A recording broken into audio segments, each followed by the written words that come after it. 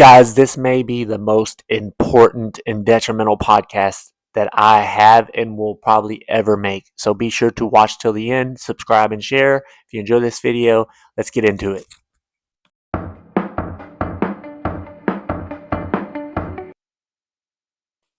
What to do, guys? It's your boy Old2, and you know I'm doing the most. Welcome to the podcast, man. I haven't been feeling great here recently. Well, at the time of me recording this, by the time it comes out, it'll be about roughly a week since recording. Welcome to the channel. If you're new to our podcast section or just to the channel in general, please hit that subscribe button and support your boy O2, man. Today we are talking about something that I've been wanting to talk about for actually a long time. And the more I've studied it, the more I want to talk about it. And that is change, guys, and how it is a constant. Now, what is a constant, guys? I'll give you some examples. Constants are things that have to be in place for this universe, this reality to exist, such as things I've written down: gravity, the speed of light, electromagnetism. Gosh, I'm going to trip over some words today. Planck's constant. There's several constants. I mean, you could even call mathematics a constant because mathematics is fundamental to us as humans. You could almost say the measurement of time. We'll get into time in a little bit about time being just a measure of change. But we've got a lot to dig into. I'm going to try my best to cram pack this into 30 minutes. Because I could really get lost in talking about change and why it's important to your life and how you can apply it to your life. Why it's a constant. I may tag Alex O'Connor in this just to see if I can get a hold of his attention because it's mind-blowing. There's a Greek philosopher back in the day that claimed it was the only constant. I'm sorry, I'm dipping, guys. I'm actually quitting vaping ever so slowly. Wish me luck. Try my best not to go buy another one. I've got one and I'm burning it out. I'm trying to just leave it because addiction is a beast. But we're going to get into change, guys. Okay, change, even at its most simple level, is as a constant. It's a universal truth, guys. And it's probably one of the most uncomfortable constants. People don't want to talk about change. They just don't. I don't know why. It just makes people uncomfortable. But I'm going to give you the definition from Oxford Dictionary. Change, the noun version. Change is the act or instance of making or becoming different. Something being made or becoming different. So just change is things becoming different over time. And time is just a measurement of change. Why it's a constant? I'm going to dive in that deep, and I'm even going to touch on morality, a little bit of science and medicine, just a little bit of everything. But I do want to start with this very interesting guy, and I want to do more of a deep dive on him than I've already done. I've done just a little brush over because he was coined Heraclitus from Ephesus, guys, born in 540 BC. He was from Ephesus. That he was even nicknamed the Riddler. He was a very interesting character who wrote, I know at least one book of some sort, some kind of thing on change and how it was a constant. He was the first one to coin the term, the only constant is change. He had another saying that was real deep, that people that were around him at the time of his life and his philosophies said that at face value, basically, you could understand what he was talking about, but to get into the deep stuff, you needed a diver. You needed a diver. They took it as like you got to go dive deep to understand what he's really talking about. He also was another famous saying that I like that he said was, "You cannot step into the same river twice." Now think about that for a second. It's pretty crazy, but you really can't. Once you step in the river, you can't step in that same river and it be the same. Like you can't newly step in that same river, and that can get deep. Go figure. For a river, yeah. But So we'll get into a little more, but be sure to drop a like on this video if you enjoy it. Leave a comment on your thoughts. And like I said, subscribe. Check out my thriller books as always. I promote them in every single video. Links can be found down in the description and in my YouTube bio if they don't work in the description, but they should. They should, guys. Getting into the physical and the natural world of change. So we're going to kind of just touch bases on a little bit of everything. The universe is constantly expanding. We scientists have been able to measure that via light, the speed of light and measurements of that. Um, Matter is constantly in motion, changing in motion, all the way down to every atom, guys. No atom just sits still, so to speak. This table that's in front of us is actually moving. I know it doesn't look like it, but at a atomic level, this table is moving ever so slowly. That's crazy to think about, but it's so true. And if we had the right microscopes, we could be able to see it. Okay, so we got that out of the way of the physical, natural world. Everything's in motion. The universe is expanding. You can say, I could get behind that. Oh, too? I could get behind that. Okay, let's get into the physiological imperative of change. Life is driven by adaptation, cellular turnover, meaning cells completely are regenerating. I don't know if it's a myth or it was the old wives' tale, I think, but every 7 years, your cells completely, all of them regenerate. You're not even technically the same person 7 years later. Uh, don't quote me on that as being true, but our cells are constantly dying, and new ones are having to regenerate. That's change, and as you age, you change. You can let's just take it to the most basic form. I texted my wife a week or two ago. I was like, like I said, I've been stewing and thinking about this for months. I was like, don't look into a mirror today, and don't look into the mirror for a whole year, and then look into the mirror a year later, same day, year later on the anniversary, and look into the mirror. You'll see structural changes in your face, your hair maybe, your teeth. If you were to smile, things have changed. So, I mean, it's visually, and it's even deeper than visually.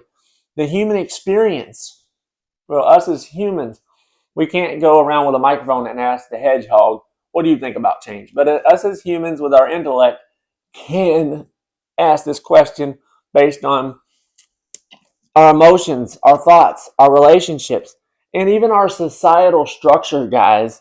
Of course, all nations, nationalities, everybody, ethnicities, we're always shifting, shifting for power, and that's why geopolitical power shift over time. At one point, the Roman Empire dominated, but before that, it was the Persians.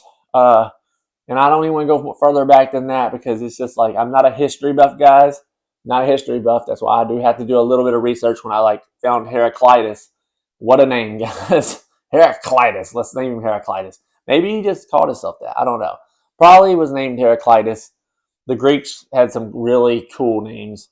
But just philosophically, and like I was saying, time itself, the measurement, time, using time to measure. A lot of times we just say, oh, we've got a 24-hour day because of our rotation, how we spin around the sun, and then a year as a revolution all the way around the sun. But it's a measurement. Time is a measurement of change.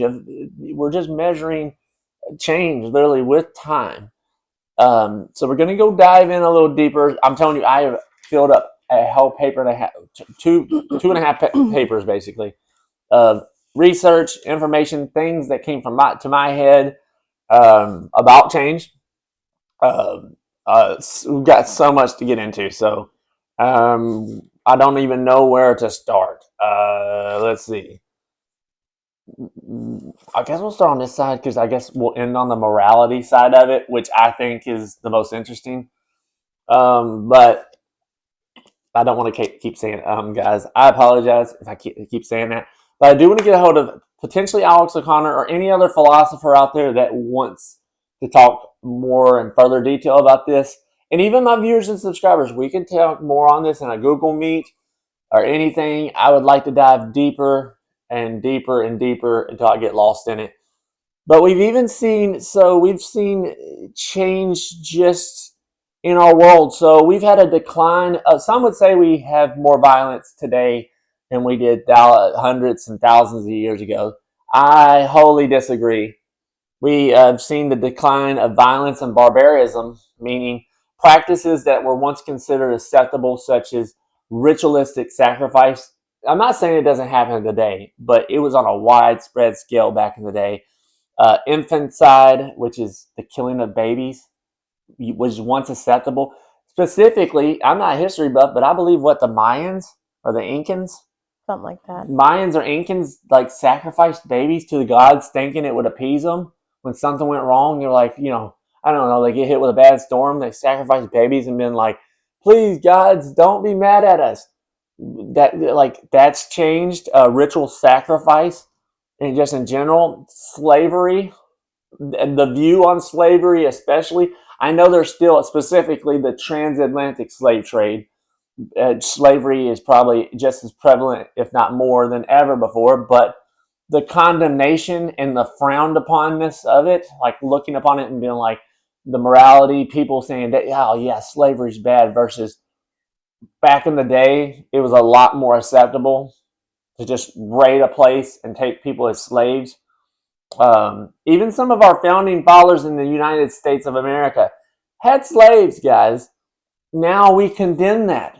So many people. In fact, it's the majority. I don't know anybody that doesn't condemn slavery personally in my own life, or people I've even heard of, but endorse slavery. Most people are like, But at one point, it was a widely accepted reality to own other people, which is terrible. But I do want to get into this thing that we've shifted. There's been a change in just humanism. We've shifted from honor to dignity over time, which again is the measure of change. Ancient morality was hugely, guys, shaped by dignity, no, honor. Ancient morality was frequently rooted in honor, meaning military strength, reputation, vengeance. Settlers were trying to find a place, and it was all about dominance and stuff and honor. And we've shifted that. Modern morality has shifted that to dignity. Now, dignity is a little different because dignity involves universal human rights. Everybody has their own right. Individualism is huge today. That didn't used to matter. It was for the greater good of the collective than it was individualism, human rights, compassion, protection, things like that, security. It wasn't so much like that in the past. Yet now we see that shift. We haven't seen it like at the scale of, none of us are old enough to be able to like, yeah, I remember when honor was a thing, and we've shifted dignity because evolution and just, I know it's a dirty word for many people, but that's just a gradual change over time. You can't just see it. I've seen it in my own life in just 32 years of living, but I think that shifting from honor and dignity took hundreds, if not thousands, of years to slowly start shifting as new thoughts and inventions and philosophies and ways and patterns of thinking began to shift and change with the geopolitical and geographic. I'm getting tongue tied again from last podcast.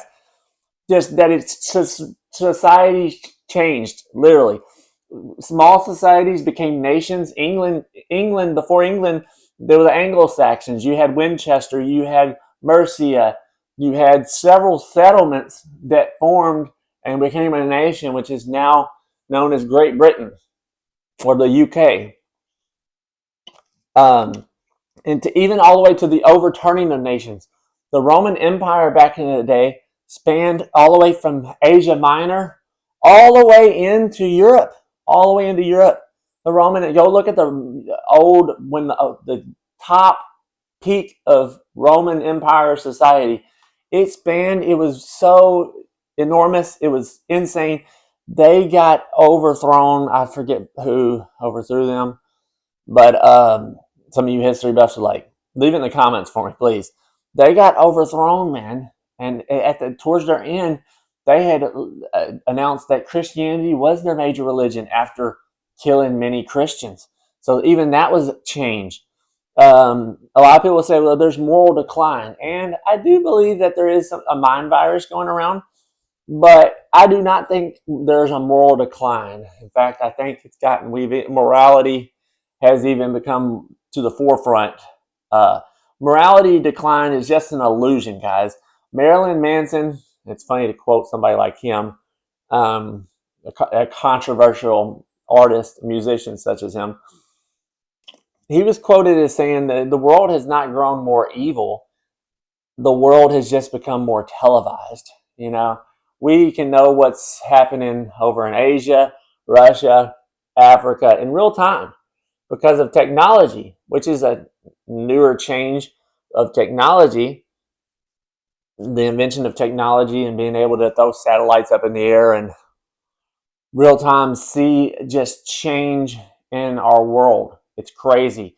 I know in the day and times that we're living in now, we are seeing geopolitical change of power, shifts in power because of economic reasons, military strength. We're actually almost resorting back. Uh, One moment, sorry. Um, I even want to go back to the women's rights. So the 19th Amendment gave women the right to vote. You know, because used to your talk about your mom real quick and how, I mean, she had to sign, like, women used to have their husbands to sign for them. But, and this is, people are still alive talking about this. This happened within, you know, my wife's grandmother's time. Had to have her husband to sign to be able to do things or buy things, certain things she couldn't do without her husband. That's no longer an issue. Women now are more independent than ever. That women's U.S. rights movement happened between 1848 and 1920. The women's suffrage movement. I don't think it was a bad thing. I think women should have had rights the whole time, but for the longest time, men ruled, and that's just how it was. But change, the constant of change, showed that something was going to happen and continue to happen. That women would eventually get rights. Which is I mean, it's insane, but it's a truth nonetheless. That's why I consider it a constant, just like gravity. You know, you grab a ball and you drop it, you know that it's going to drop. So we shouldn't expect anything less from this constant that we call change. It's always happening, no matter where you look, no matter how deep you dig somewhere into philosophy, religion, ethics, morality, you name it, all the way down to your cells. Something's changing all the time. Like I had mentioned earlier, relationships. We're going to get into just a little bit of science and medicine, because I think that's important too, with the invention of, not just invention, but discoveries and stuff within science. And science is just the study and observation of the world we live in and the universe itself. Let me take a drink real quick, guys. Sorry.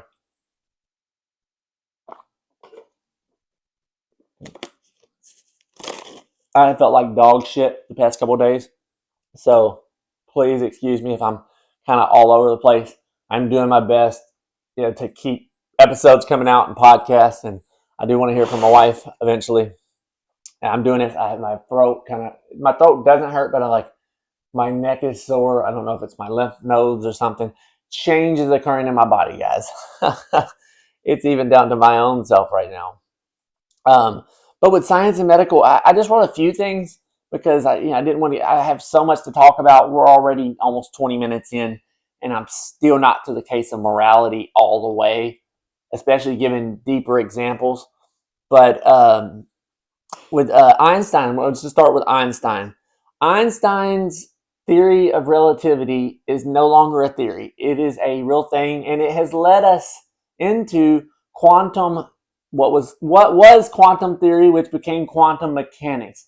Now that we know that that's real, um, we are studying the the small things in life and how they affect the larger parts that we can see, things that we cannot see, how they affect what we can see, um, and even how, like, I don't want to get too deep into it, but how our brains, a lot of times, our subconscious already knows what we're going to choose before we even choose it. There's evidence that, like the one example I'd heard from a recent, it's been about a year or two ago, but podcast on, I don't know if it was Star Talk or somebody else's, but that there was a study done with judges, and now I say judges as in like a court system, on whether or not judges that had eaten a lunch prior to going out and, doing their duties as a judge and sentencing people that committed crimes. I think it was 60% of people after a judge had eaten lunch received lesser sentences, less harsh sentences than judges that did not eat. And that's for a whole nother video of whether free will is a thing or not, based on chemical reactions within our body and our brain. But I want to just tell you something too. You may not know this. I didn't know this, that it was this not too long ago. Heroin and aspirin. I think it was sold as a combo thing, but it was owned by Bayer. Heroin and aspirin were, I think it was a combo, but nonetheless, heroin was sold over the counter up until 1914, guys. Now it's a Schedule 1 drug. If you're found with it, you will be arrested, put in jail, probably put into a program because of a recent uh, bill or something that was signed, an executive order that was signed. But at one point, you could literally go into a drugstore and buy heroin without a prescription. It was legal to possess and do all the way till 1914. What changed? I'll tell you what changed. People started getting addicted to it. People started loving the feeling of it, and would go down the rabbit hole of the addiction, which I may do a podcast episode about, and that would be a really deep one too, because I know a lot about addiction. And as much as I do know about addiction, I don't know a lot about it because there's so many gray areas within it. Um, Advancements in personalized care. So we're going to get more into the medical thing. We have genomics, I think it's called, where like gene therapy, being able to edit genes, we've discovered hundreds of genes, gene codes that we can, that scientists are now able to even modify. And one day, I believe, and I know it's coming because I've heard it and read about it too much. They'll be able, but I estimate within 50 years, they'll be able to tell a mother and father before a baby's born what mental illnesses they're most susceptible to, metabolic rates, what diseases they're most susceptible to, kind of how they'll be, just in more and more, just by looking at the gene code of the baby, of the DNA of the baby. Go into this stem cell research expansion, how we're able to grow. Recently, they were able to grow some kind of heart out of fat cells. Out of fat cells, they were able. Now, it wasn't big enough for a human, but the fact that they were able to do that was pretty crazy, guys. And we started out. Surgery was actually frowned upon by the church. Thank goodness we had some criminals that were willing to crack open dead bodies, aka cadavers, to understand the anatomy of the human body, so that now that we can do surgery, and surgery back in the day, even 100 years ago, to get a lobotomy, They would crack it. And some people would crack your skull open like dink, dink, dink, and then go in. There was one instance with this boy who ended up, I think he ended up blind and maybe even paralyzed. I forget. They went through his eye to get to a certain part of his brain because of a tumor. They don't do that. Minimally invasive surgery is now like a huge thing, to where like they're able to make small incisions and go in and with little, microscopic cameras and little, I guess, little pinchers or something, be able to cut something out of you, or be able to shoot a catheter up something and be able to bust a clot. That didn't used to be a thing, and now it is, because we keep discovering, and that's just a part of that changing nature that I'm trying to stress on here. We went from treating infections with herbal remedies, which I think is we should go back to, because I think the rise in antibiotics, because we've changed to antibiotics. We went from herbal remedies to antibiotics being more effective. But what I think antibiotics have done is lower our immune system to a point, and changed, the key word today is change, changed our genome to where now we have so many autoimmune diseases. If your immune system's messing up in your gut, you call it Crohn's disease.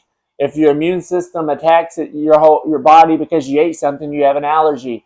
If your immune system, uh, like you got lupus. I can't even go through any part of the body that's affected by the immune system and it starts attacking itself. There's so many names for each disease of the immune system attacking itself, and I believe this is the change of going from herbal remedies to plants to now antibiotics has changed humans. I think even to the point of people having to go gluten free, having gluten sensitivities, new allergies that didn't exist 100 years ago. Um, Mental illness. This is a big one, guys. 100, 200, 300 years ago, people thought you had demons. These people had demons. You go to some asylums, even today, you would walk by and say, this person's possessed. And the doctor would tell you, no, they have schizophrenia, or they're a psychopath, or maybe they're schizoaffective, or this person's severely bipolar and about killed himself. We now know that we're still in the infancy stages, but we're starting to come around and change and understand mental illness a lot better, but we're still, like I said, baby steps into it, because we still don't know everything about it, and we're learning as studies continue and persist. But even more so, guys, morality. People say that morality is universal, it's unchanging because of religion. Religion has changed, guys, and I'm going to give you a real simple example. I'd say simple to kind of help. Jesus spoke in parables. Parables are stories, because he knew the people around him were too ignorant and stupid. We'll just put it in crude terms, stupid, to understand his deeper message. So he had to speak in. Now I speak of Jesus because he's the most famous person to ever live. So that should bring interest to you. But if not, um, he had to speak in parables to get to a deeper meaning for people. And that's even changed a little bit, because people have a higher understanding than they did back in the day. Most people in his day were illiterate. They couldn't read. It was hard to understand. Most of these were goat herders. Goat herders, there wasn't the technology we have today, the comforts that we have today, air conditioning, heating, uh, Wi-Fi, things that have come into existence within the last 100 years that they didn't have thousands of years ago. But the example I want to give you within the Christian church, one, there's over 40,000 denominations of Christianity. What happened? Change in beliefs from the beginning, which divided a bunch of people up into different groups who believe different things. Views on subjects within the Bible have changed. The King James Bible and the New King James Bible literally changed words. They changed Sheol into hell, messenger into angel. And you can go Google this, all the words that they changed and stories that were added to later on that were not in the original manuscripts. The Bible itself has changed over the years. The example that I was going to give you guys, tattoos. So like you look at me and you're like, this guy's got a lot of tattoos. I have so many that I don't I lost count about how many I have. I have a lot. But I want to get into a very simple example so you can understand something that's happened within not even just the church, but professionalism in general. I'm talking about professionalism as in doctors, lawyers, people that are supposed to be suit and tie or, looking like a professional. Tattoos, I would say not even as far back, just as the 90s. You wouldn't have seen a doctor sleeved out in tattoos in the 90s. That was so uncommonplace. It was probably so rare that the percentage was probably less than 1%. Now you see doctors, you see lawyers, you see all kinds of professional people in professional positions covered in tattoos. And I'm going to go to the church. Morality, now, the church took it out of context about that you should not mark your bodies for the dead. And they were talking, this was in context talking about the Amorites because they were cutting themselves and putting ash and stuff to create, markings on their bodies to remember the dead.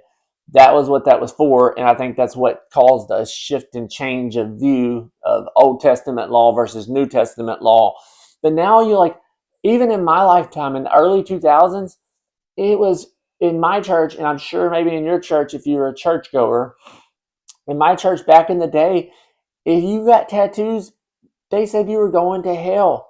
Now you can go to church, you'll see pastors covered in tattoos. I'm not saying this is a bad thing or a good thing. This is that's subjective. That's to your interpretation, whether it's bad or not. But you'll see pastors inked out, all sleeved out. You'll see the congregation tattooed up, getting tattoos. I remember a time when people were wearing skirts down to their ankles and tattoos were frowned upon. Even in my church at the time, piercings were frowned upon. Too much makeup was frowned upon. Now churches look like a fashion show. You go and show up, you put the Sunday best on and you look good, and the tattoos are just an aesthetic, oh, I want to look cool. I did it honestly, guys, because I'm an insecure person. And because I have been through so much trauma that the pain that people say, oh, tattoos are painful. The pain from tattoos actually were therapeutic to me. It helped with my trauma, with my pain. So between insecurity and pain, tattoos actually helped me feel more like myself. And I was insecure, so I covered myself up to make myself look like uh, sometimes I want to say dangerous. Sometimes I want to say artistic and self-expressive. But my views on that have changed. Even my views growing up changed. I swore that I would never drink. That drinking was bad. That people, drunks and drug addicts, were these like people that just sat on the side of the streets and just slurred and talked obscenities. Yet I became a drunk and swore I wouldn't. Became an alcoholic. I'm 3 years sober from alcohol. I still battle it to this day, but because I know it's a disease. But what I swore I wouldn't do, I did. Things changed throughout my life. I grew up. I got to experience life.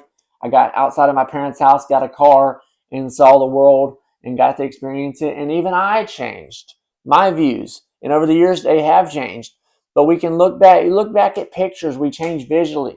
If you have any old Kodak moments, we change visually. Even our memories change of events, of past events.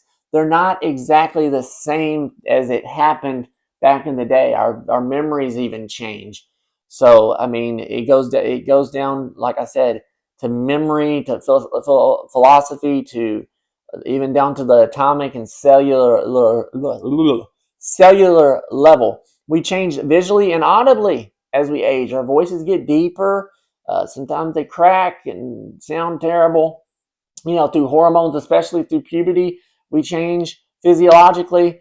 I've even talked about, it's written down right here, but yeah, the geopolitical landscape has changed through generations and influenced by genome and external stimuli. We are literally living genetic memory of our ancestors. We are very similar to our ancestors, but so much different because of change. Um, and going into the morality, man, and I had spoken on it earlier about how ritualistic sacrifice, the killing of babies, but thinking that they'd appease the gods. They came up with gods because they didn't understand reality. Um, morality within talking about it being changed. It began as localized, rigid, and honor based systems to more universalized, compassionate, and individualized focused ethics, often described as the expansion of the moral circle. It's like the moral circle expanded outside of us and ours versus us and them, type thing. A good example of that is the Jews. If you came past a certain point, there was a sermon taught about this years ago. May not even been that long ago. If you went past the walls and you were a Samaritan, you were not a Jew. We'll just say that. We won't go through all the different nationalities and ethnicities of that day. But if you were not a Jew and you came past a certain point, you were at risk of being stoned to death because you were not of that group. And that went for other groups too. Jews were just an easy example because of how I was raised and grew up. But um, some of those, I'm reading a little bit of what I wrote. I write chicken scratch when I'm doing intense research. But we've noticed a decrease. I've talked about a decreasing trend in violence and increasing acceptance of diversity, even though there is some resistance there, especially currently. This is not linear. A lot of times when change happens, there's a lot of backlash that happens, and we should expect that because when change happens, it's uncomfortable. It is very uncomfortable for change to happen, but it has to happen. We've just seen it through history, and we know that history repeats itself, but not in the same manner exactly. Um, Morality used to be often pertained to one tribe or group, and that's why I was talking about the Jews. Whereas, like outsiders were often mistreated, even killed, or at the very least treated with brutality. Um, this has changed and broadened. Think the Jews, the message of the Judaism turned and branched out into Christianity via Jesus, and then Muhammad, and then that from Muhammad out branched the brother religion of Islam. So, and then it spread across the world where you had the Vikings up in the north who believed in Norse gods and the Norse paganism, as Christians would call it. They had their gods of like Odin and all the other ones. I'm not again, I'm not a history buff, guys, but I remember, I don't know which king it was that was Norse, and some of my people, my lineage traces back on my mom's side to the Norwegians, which was like that's the modern day where the Vikings were roughly in that northern area, and they fought with England back in the day, or old England before they became England. Um, One of the kings actually, you can do your own research on this. He had journeyed down to Jerusalem. I forget his name. I should have done research, but there was a Norse king that journeyed down to Jerusalem and was given a piece of what they said was the cross of Christ that he was crucified on, and he immediately converted. And then the Vikings literally turned. They even Northern Europe converted to Christianity, changing the history of them, denouncing their religion as a mythological. Same thing with the Greeks, with Zeus, Aphrodite, Hercules, Ares. There's a bunch out there. Poseidon. I can't name them off all on just a whim. But now we say Greek mythology. At one point, Greek mythology was a religion, guys. It was a bunch of gods. Even ancient Egypt believed in a bunch of gods. Horus was a well-known story, and some atheists like to use him as a scapegoat to say that Jesus was copying Horus because Horus was an older being. Whether or not he was real and lived, I don't know, guys. I wasn't there, but because he was an older story, that they say that the Jesus story borrowed from Horus, from Egyptian history, and Egypt is literally neighbors with the Jews and the Palestinians of that time. So I could see why some people would use that as an example. But this is just scratching the surface of change. I did want to talk about it, and I think that it is something uh, that is very important. And why is it important? You're probably like, okay, I get it, O2. Like, you're talking about all this change, and I understand. Why is it important, guys? Well, it's vital because it signifies that transformation is it's fundamental universal state of reality. It has to be so for things to continue to exist in the state that they are in. It helps us adapt. It helps us foster personal growth, um, resilience, adaptation. Um, because when you become resistant to something, um, bad things tend to happen. Now, bad things tend to happen with change in general and good things. But I'm going to give my wife, see what she wants to bounce off of with any of I this. think you hit the nail on the head with everything. Oh, so my wife lets me talk. We're going to try to get more topics where she's able to, something she's interested in that she can half talk, because I don't feel great and I really muscled through this. I do appreciate you guys for watching. We went a little longer than I wanted, but that's fine because change is a constant, and I'd love to talk with somebody like Alex O'Connor. I'm a nobody. I mean, I know we're all on the same playing field of life. Nobody's greater than the other, but Alex O'Connor does have a much larger audience than me. But I'd love to have a Google Meet with him about change and diving deeper than this mere 40 something minute podcast talking about change, because there's a lot more to be discussed than just what I was researching and things that come to mind. That change is necessary, it's fundamental, and I'm with Heraclitus. I believe the only constant is change. Who's to say gravity won't change? You know? Or that it didn't change over time. Who knows? Like, you just look at a black hole. It's even been theorized that we are living in the middle of a black hole. That's a change in thought, change in theories. But thank you guys so much for watching this video. First off, thank you so much. Your view matters. Your likes, anytime you drop a like on my video, it matters. And even more so when you hit that subscribe button, it helps me because I'm trying to become a Fortnite affiliate, and it takes 1,000. Well, there goes some water, guys. God, you're seeing change in motion right now. I do appreciate every subscriber. It helps. It eventually, maybe one day, help pay the bills. But for right now, I'm doing this just because I love it. I enjoy sharing ideas, exchanging ideas, sharing my thoughts, having me on camera as a time capsule so people can go back and review things I've said while I was alive, guys. Because one thing about change is we're all going to die one day. I know that seems grim.